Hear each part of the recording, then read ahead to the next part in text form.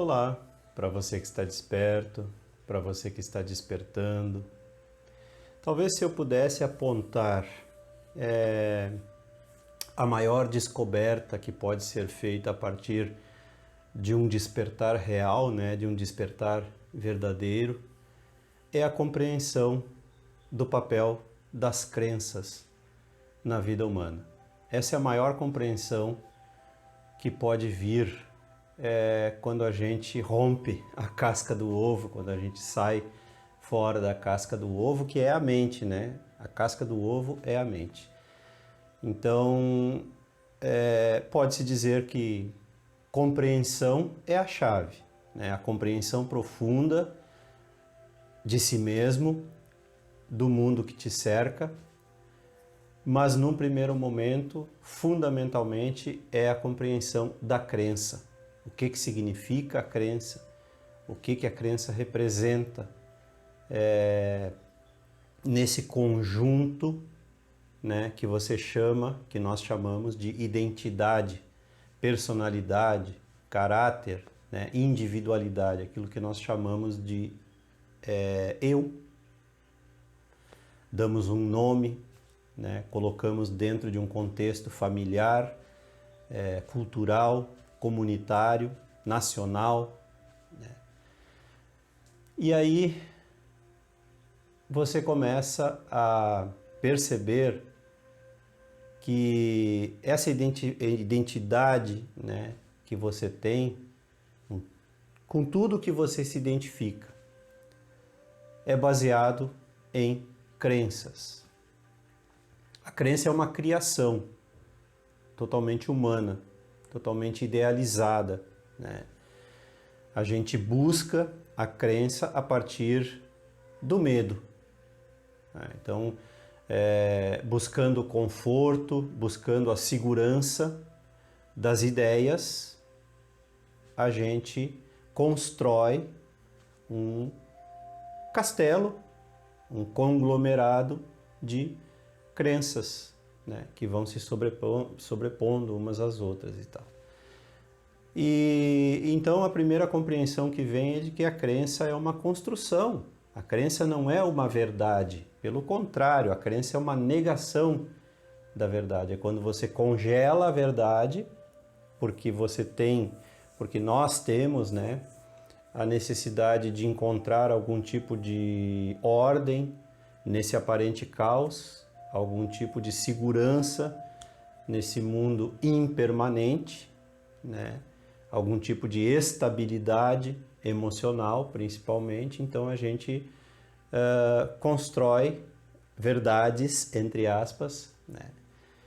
E existe um ditado que diz que uma mentira contada, né, milhares e milhares e milhares de vezes acaba se tornando uma verdade.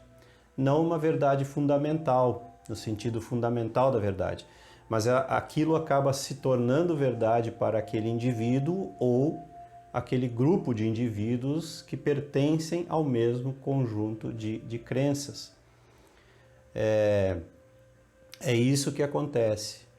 Agora, fundamentalmente, quando você percebe, é mais ou menos equivalente, né, figurativamente falando, né, numa analogia, quando você, em criança, né, você percebe que Papai Noel não é real.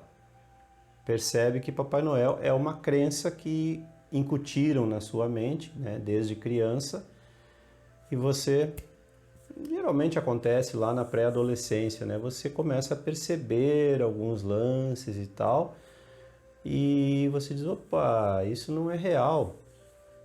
É equivalente, sim, quando você desperta daí para uma realidade maior, obviamente, não é só Papai Noel, bicho-papão, essas coisas, né, contos de fada, que você se dá conta que não são reais. É tudo o que te cerca. Você percebe que o que sustenta a chamada, entre aspas, realidade onde você está inserido é fumaça.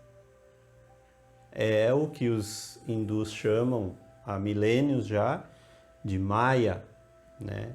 Ilusão. E os gregos já ensinavam também, né, enfatizando, no caso, Platão, com a alegoria da caverna, que é fenomenal, fantástica, né? Uma analogia fantástica do que acontece. Alguém reforça, né, geração após geração, alguém, no caso, estou falando figurativamente, né, alguns reforçam, geração após geração, a mentira, né, até que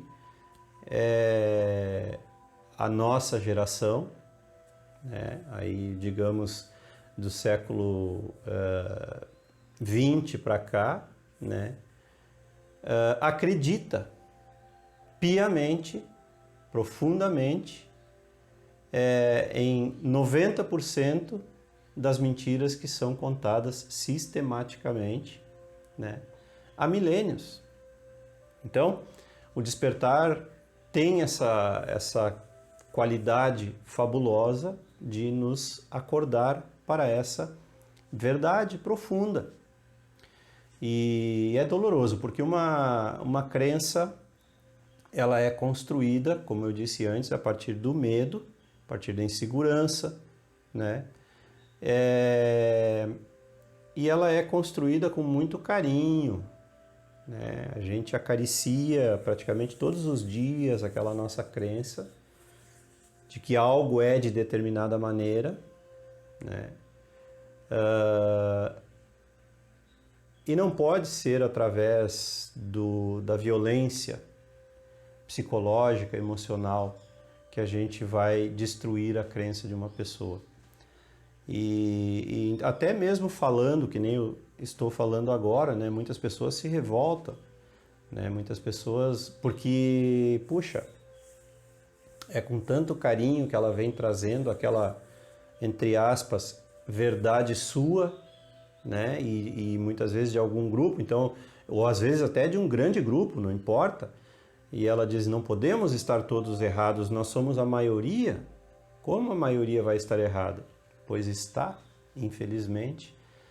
Quando você substitui, que é isso que a crença é, uma substituição da verdade, o produto falsificado negando o produto verdadeiro que está sempre aí diante de você, a verdade está disponível, e eu falo de uma verdade profunda que pode ser alcançada por qualquer pessoa, desde que esteja interessada nisso, desde que se dedique a isso, né?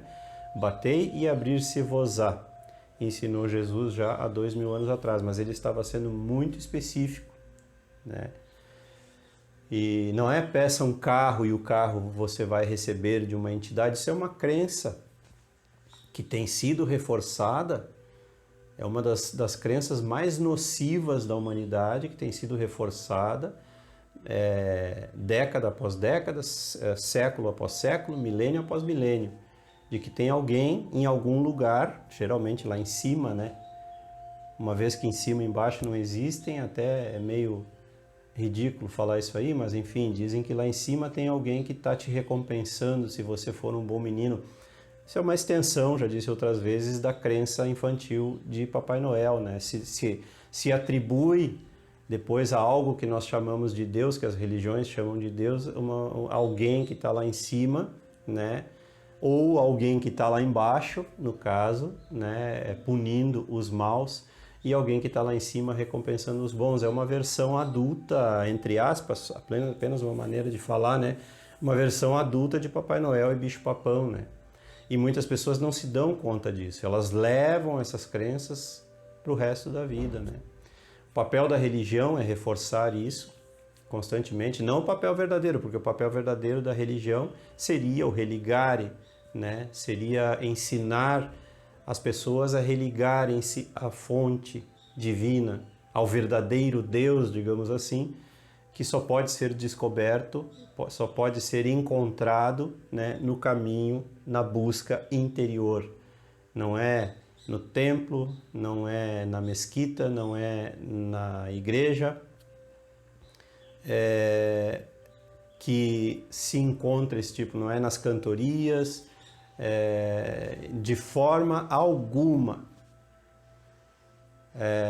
A verdade né? Ou Deus, ou como quisermos chamar, qualquer nome, a fonte, só pode ser encontrada no caminho interior, no silêncio interior, no silêncio da mente. Então é um contraponto. Temos de um lado as crenças e de outro lado a verdade. São incompatíveis, totalmente incompatíveis. A crença e a verdade são totalmente incompatíveis. É uma descoberta fantástica, maravilhosa. Você pode até se assustar um pouco se você ainda não descobriu isso por conta própria, mas é uma descoberta fantástica. É doloroso, como eu disse, porque nós somos apegados. Nós nos apegamos psicologicamente às coisas, às posses, né? Nós tomamos posse. Inclusive, né, tem uma religião que gosta muito de dizer tome posse, né? E é a pior coisa que pode acontecer. Mas aí é uma coisa mais profunda, depende do entendimento, isso é semântica, gente, depende do entendimento que você tem do significado das palavras, daquilo que você está proferindo para o universo, porque o verbo é criação, né? Toda vez que você coloca algo, né, no universo, está criado. Já a partir do pensamento. O pensamento é criação. Não pense que isso fica impune. A gente costuma pensar, por não entender as leis existenciais, a gente costuma pensar que os nossos pensamentos são impunes, que as nossas emoções são impunes. Não.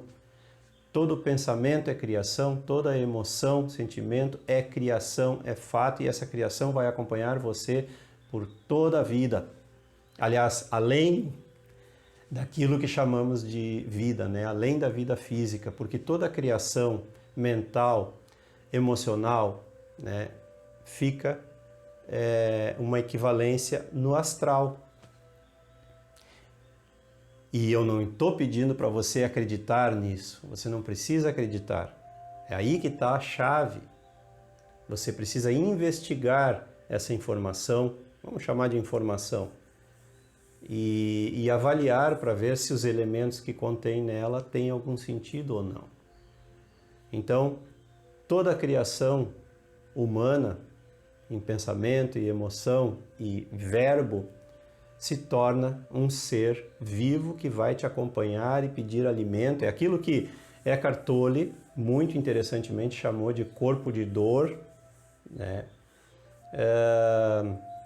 Imagine, para você entender melhor o que ele quis dizer com corpo de dor, imagine que cada emoção e cada sentimento tome forma física, no astral, nesse outro plano dimensional.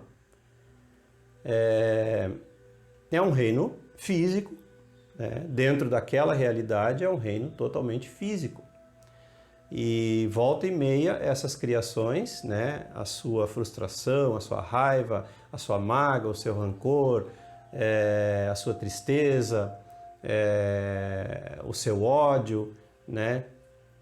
Tudo vai, em determinado momento, de alguma forma, né, vir pedir alimento. Do que eles se alimentam? Do que esses seres que você criou se alimentam? Da sua energia vital. É por isso que você adoece. É por isso que você tem a mente confusa na maior parte do tempo, porque esses desejos, né, essas emoções descontroladas, elas constantemente estão pedindo a sua atenção. E atenção é vida.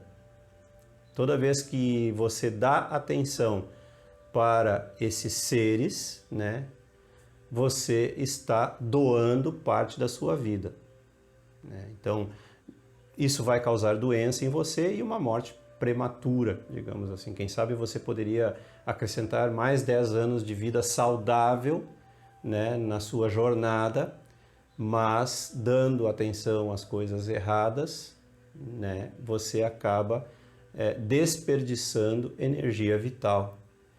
Cada existência humana é uma oportunidade que nós temos de sublimar essas criações.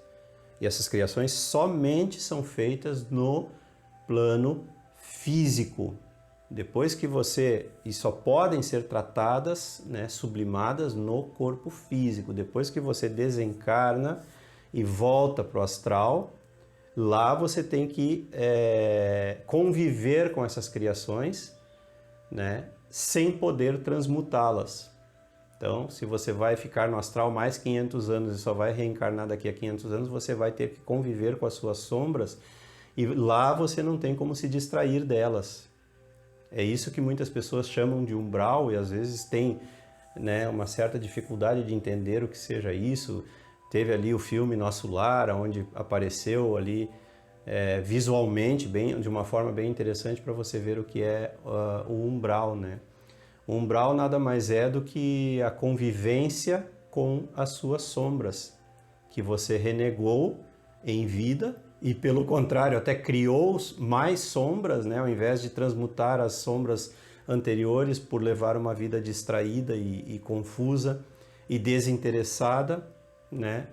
Você acabou criando mais sombras e quando você perde o corpo físico, você vai conviver com essas sombras até que numa próxima oportunidade você retorne ao planeta, retorne à densidade física, né, para de novo ter a oportunidade de transmutar. Só que daí a conta vai estar maior.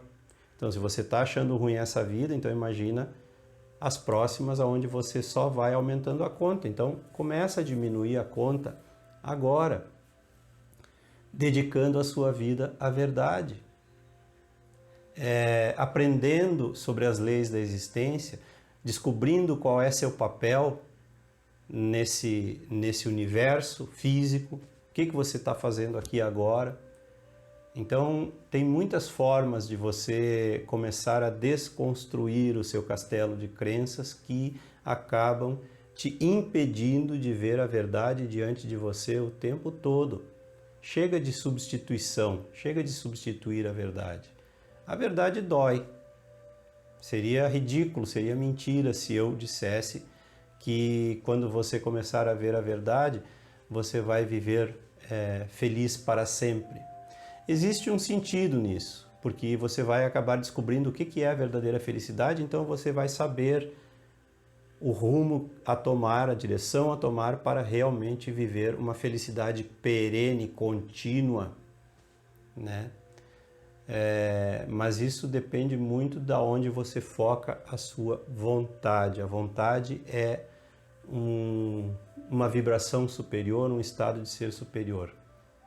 É a força superior que está em você, a maior força natural que você tem. Vontade aliada com amor, sabedoria, né, e atividade, ação. Esses são os elementos que você vai utilizar na sua vida para desconstruir as crenças e tornar-se uma pessoa presente, porque a verdade está só na presença. A verdade nunca pode ser encontrada na mente, somente na presença, somente na consciência. E era isso. Se você gostou, curta e se inscreva no canal. Não esqueça de ativar aí o sininho para receber as notificações e as novidades diárias. Dá uma olhadinha nos cursos na descrição logo abaixo, pode ter algum que te interessa. Contribua com o canal, a sua contribuição é muito importante. O número da conta também é sempre deixado logo ali abaixo. E compartilhe e divulgue os vídeos com seus amigos e aqueles que você gosta. Um grande abraço e até a próxima!